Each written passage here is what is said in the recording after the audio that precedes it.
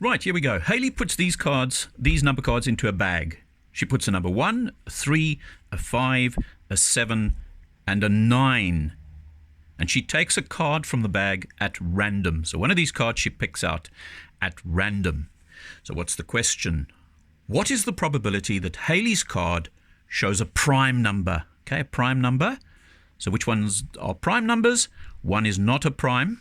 Remember what the definition of a prime number is? It has 2 factors. Okay, 1 hasn't got 2 factors. Has 3? Yes. 1 and 3. 1 and 5. 1 and 7. No, because the factors there are 1, 3, and 9. So those 3, in other words, 3 out of the 5. 1, 2, 3, 4, 5.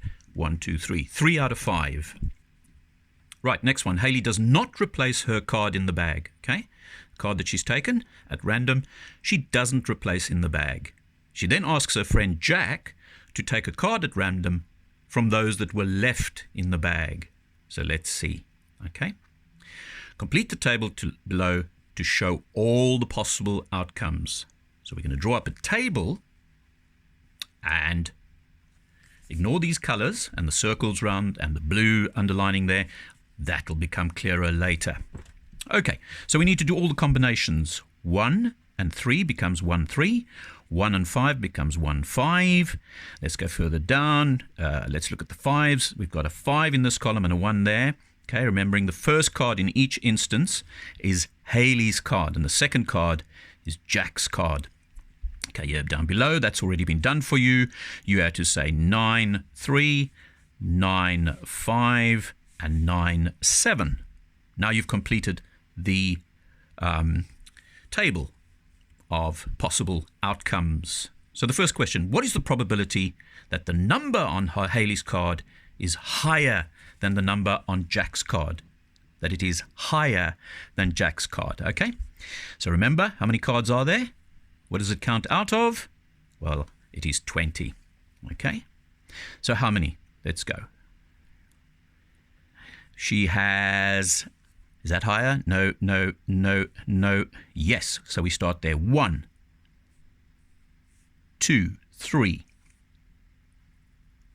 4, 5, 6, 7, 8, 9, 10. So in 10 cases, 10 out of the 20, remember there's a total of 20 there, possible outcomes, 10 would answer that question. When we simplify 10/20ths, that is a half, okay? Next one, that both cards show a multiple of 3. Multiples of 3, 3, 6, 9. Well, there's no 6s involved here, but there are 2, 3, and 9. So we need to look for all the 3 and 9s. Then none over there. There's 1. And there's another 1. Look what I've done. I've circled them just to help me along the way. And the answer is 2 out of the 20. So 2/20ths becomes 1/10. Okay? Right, so moving on. Let's have a look. Given that Hayley's card shows a square number, what is the probability that the 2 numbers have a sum of 10? Okay? Right.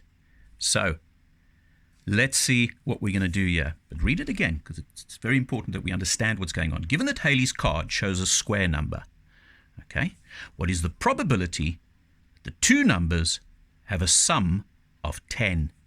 Now, how many have a sum of 10? Let's first do that one. 1 and 9 is 10. 3 and 7 is 10. 7 and 3. Okay. 9 and 1. Okay. So how many was that? Okay. We have 2 out of 8. And where does the 2 come from? 8 of them in here had a sum total of 10. Okay. Don't forget that one and that one. Right. So where's the 2 out of 8? They must be square numbers. There they are. 1 is a square. 9 is a square. How do we know that? 1 squared means 1 times 1.